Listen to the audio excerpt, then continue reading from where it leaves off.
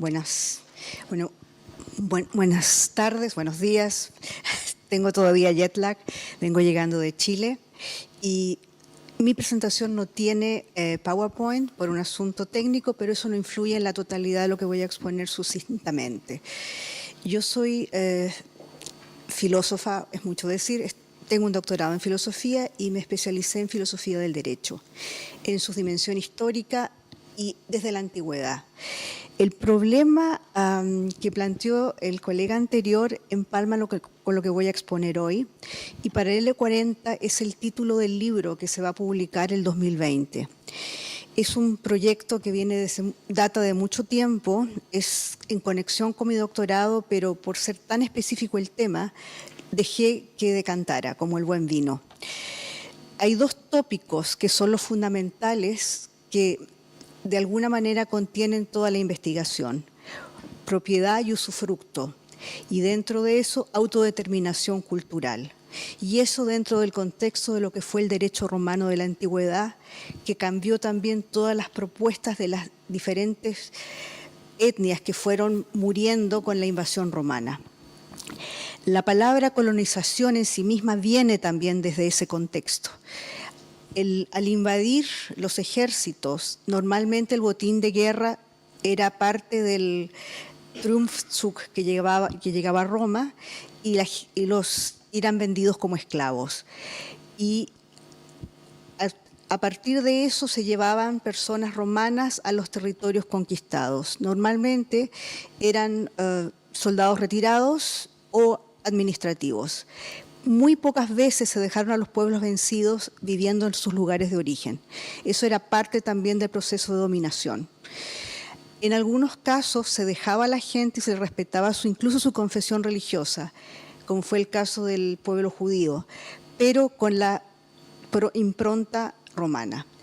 La fuerza que tenían las instituciones era la idea también de eliminar la autodeterminación con el tiempo, creando institucionalidad, es decir, asimilación a través de instituciones.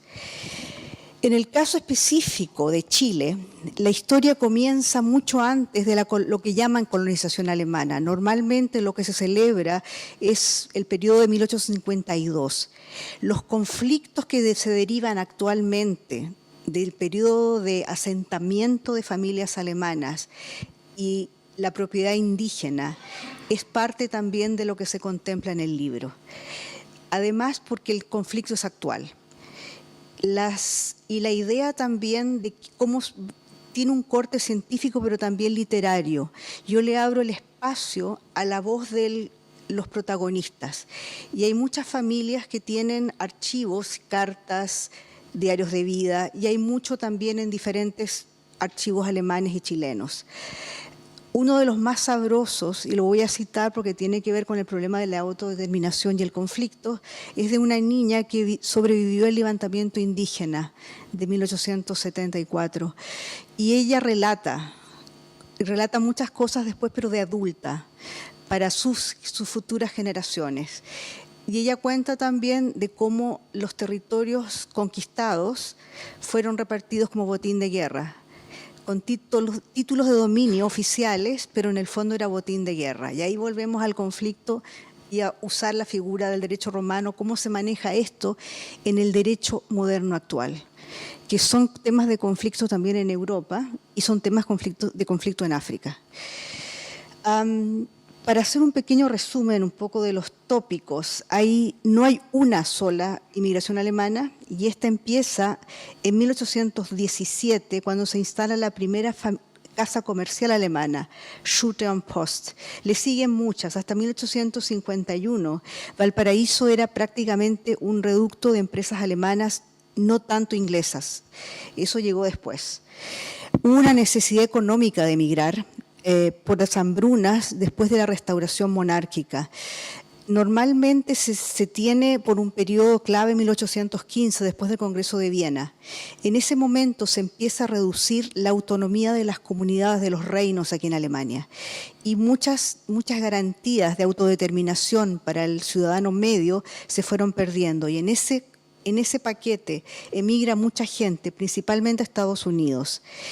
a Chile migran se arrancan más que migran, porque no había autodeterminación también para salir del país. Para dejar una propiedad, una zona, había que pedir autorización al príncipe reinante del momento o a la autoridad civil más importante o en su caso a la iglesia. Y la iglesia era la más reacia a negar los permisos de salida.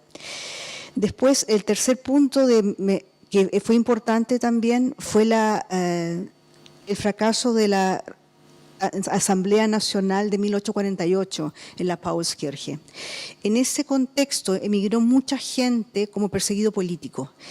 Y un barco que llegó en 1852, el Hermann, lleva entre sus tripulantes a Karl Anwanter, que había sido diputado y representante de la ciudad de Calau, cerca de Berlín, a Chile. Él llega a Valdivia y él es el primer inmigrante que negocia oficialmente con el Estado chileno. Las condiciones que determinaron desde 1852 a futuro las relaciones contractuales entre alemanes y el Estado de Chile. Y eso no hay precedentes parecidos entre otras nacionalidades que llegaron a Chile. Y un momento importante también de migración fue el desarrollo científico. Las sociedades de Naturphilosophie, Naturforschung, enviaron a Chile, por ejemplo, a Carl Simon y a Bernhard Philippi, que era un oficial de la Marina prusiana, fueron a hacer investigaciones y hicieron los primeros trazados geográficos, o sea, los primeros mapas del sur de Chile son de origen alemán, y ellos también empezaron a hacer lo que es una estructura de poblamiento, o sea, calidad de vida, condiciones de cultivo, posibilidades de asentamiento, determinación de espacios geográficos a poblar, porque a partir de Valdivia prácticamente la zona estaba deshabitada y Osorno era un villorrio y no habían tampoco claras determinaciones de límites. Y eso fue el primer problema al momento también de la primera llegada de barcos alemanes, que no habían determinaciones claras cuáles eran los terrenos baldíos, los terrenos del Estado y la propiedad indígena, porque el indígena no tenía una propiedad contractual. O sea, había un usufructo de la propiedad, habían situaciones tribales de usufructo y el derecho era más bien un derecho de tradición. Y los conflictos internos entre las familias se daban también muchas veces por este problema. Yo quiero vivir aquí, no vienes con tu familia. Entre ellos hubo muchos conflictos también. Y esos relatos están en algunas cartas y son muy sabrosos. O sea, hay un dato anecdótico que va relativizando un poco el problema actual. El problema no era entre indígenas y alemanes, sino que era entre indígenas alemanes contra chilenos. Y específicamente el Estado trató de hacer una suerte de gestión conciliadora sin grandes resultados. La situación bien específica se clarifica cuando a Philippi se lo nombra agente de colonización en 1950. Y él es encargado de reclutar familias en Alemania y vuelve en 1852 paralelamente con los barcos en los que están llegando los refugiados del 48. Y ahí se produce el primer conflicto porque el Estado pone en interdicto todas las compras que se habían hecho hasta ese momento porque habían sido hechas de mala fe. O sea, se emborrachaba el indígena, se llevaba a un leguleyo o un tinterillo, ni siquiera muchas veces era un abogado, se hacía una transacción comercial y terminaba dueño de un territorio enorme, un señor que nunca en su vida había trabajado nada. Y este nuevo propietario iba frente al Estado a vender la propiedad a un precio que era de 1 a 10. Y esa situación el gobierno la paró eliminando todo lo que se había hecho hasta ese momento, lo cual revirtió en pérdidas de mucha propiedad para personas que habían comprado legítimamente. Y en el caso de Philippi, fue enviado a Punta Arenas, en el fondo premio castigo como gobernador, y para sofocar un levantamiento indígena provocado por un funcionario público chileno, Cambiaso, y él muere masacrado por los indios. resumiendo un poco, el libro va a tener 3 áreas fundamentales, que son también las 3 áreas de colonización. Los llanos de Osorno, Valdivia, Melipulli y el sector, junto con Melipulli, lo que es los llanos alrededor del lago Yanquihue. Y dentro de estas 3 áreas geográficas, los diferentes periodos de la llegada de ciudadanos alemanes, que en ese momento también no todos eran alemanes. Habían muchos polacos, o sea, en ese momento era territorio alemán, pero actualmente es Polonia, y muchos también pertenecían a la alta burguesía, lo cual revierte que tenían diferentes, no se puede decir nacionalidades, pero se podían mover en diferentes estados de la Confederación Germana, lo cual no era posible para el ciudadano normal. Bueno, esto es un poco sucintamente lo que estoy haciendo para publicar el 2020. Y la idea también, en el fondo, es tratar de dar elementos contractuales para la solución del tema indígena. Gracias. Muchas gracias, Astrid. Tenemos preguntas del público, comentarios. Sí,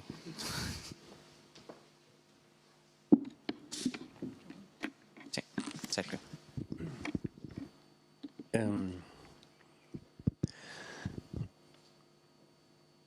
Entiendo que es como una especie de análisis histórico e intenta relatar la relación o cómo se instala cómo se instala la comunidad alemana históricamente en Chile. Y así lo entiendo yo. Así lo. Pero, a ver, un punto importante.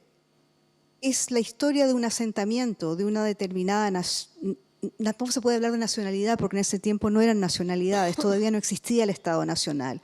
Esto recién se instaura, Alemania empieza a ser Alemania en 1871 y contra la voluntad del en ese momento rey de Prusia, que no quiere ser Kaiser.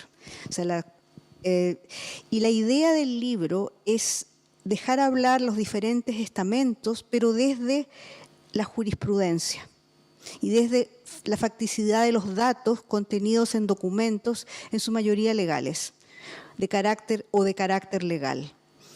Recoge el relato, porque cuando nosotros hablamos muchas veces de Alemania, y de la colonización, y muchos aspectos negativos, claro, efectivamente. Cuando uno habla de estos marinos que participaron en la Primera Guerra Mundial y también emigraron. Yo recuerdo que tuve la oportunidad de conocer un relato de la influencia positiva de los alemanes en Chile. Usted ya nombró un dato de los primeros mapas, pero que también el primer correo, muchas familias que luego se fueron instalando en el aspecto político hasta el día de hoy. ¿Recoge el libro? Sí, justamente un poco esa es la idea de, paralelamente, o sea, un efecto colateral de la información contenida en la documentación que se ha estudiado, es el aporte que tuvo en Chile esta inmigración, o esta inmigración en este caso. El aporte se dio, en primera instancia, está a ojos vistas en las instituciones, y las más fuertes son la Iglesia Luterana, los colegios alemanes, el cuerpo de bomberos voluntario, que se inicia en Valparaíso por el asunto de los incendios, el cuerpo de bomberos Germania.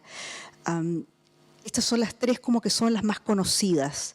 Después vienen sociedades que son de tipo filantrópico, el VDA, los asilos de ancianos, pero esos son los aportes institucionales. Vienen otros personales que no se conocen y por eso también es importante para relativizar los conflictos, de dar la posibilidad a todos los estamentos que expongan su parte, su origen en el fondo. Gracias. Bueno, parece que estamos un poco cortos de tiempo. ¿Una pregunta más? Perfecto. ¿Tomás? Sí, bien cortita. Quería saber hasta qué tan actual llega el estudio que estás haciendo en temas históricos. Lo pregunto, por ejemplo, por el tema del lo que pasó también hace unos años atrás con la familia, por ejemplo, Luxinger en el sur. ¿Tocas, por ejemplo, ese tema y de qué manera lo abordas tú también desde la jurisprudencia a través, como dices tú, de documentos? Qué interesante que lo tocas, porque el lunes fui al funeral de una muy querida amiga que lamentablemente no va a poder participar en el libro porque ella iba a tener el tiempo y ella es pariente de esta familia, o sea, ella es una de los afectados. Y allí viene el conflicto también personal. Yo tengo amigos muy queridos indígenas, mi familia en parte también es del Lumaco, del Analhue, donde cómo se maneja uno como investigador frente a temas que son en este momento candentes. Y lo interesante de la investigación es justamente eso, que el origen te trae a la actualidad. Esa también es la idea para eliminar estos discursos basados en la superstición, identidades recreadas, en literaturas falseadas, para que la persona se posicione en su realidad y no en el imaginario que crea como emigrante alemán. Existen también investigaciones en comparación a otros países, cómo es el desarrollo de una sociedad, de un país, según los migrantes que han llegado. Por ejemplo, Argentina quizás eran más italianos, arriba Perú, Ecuador, Bolivia quizás más españoles, la influencia, ¿hay una comparación en sus investigaciones también? No, porque es demasiado el trabajo, o sea, se podría hacer, pero en este caso le quita el objetivo principal a la investigación. O sea, hay conexiones con Argentina, conozco información de personas que escribieron libros muy interesantes sobre sus familias que emigraron. Una de ellas fue la traductora de Carlos Fuentes, toda su vida, doña María, era hija de un oficial prusiano y creció en la Patagonia. Y ella escribió un libro que es casi una novela, La alemana de los pies grandes. Y allí ella cuenta también cosas que pueden aplicar a cualquier país latinoamericano donde llegaron familias alemanas, en ese periodo entre las dos guerras. Pero no, en mi libro específicamente solo se trata el caso chileno. Ok, muchas gracias, Astrid.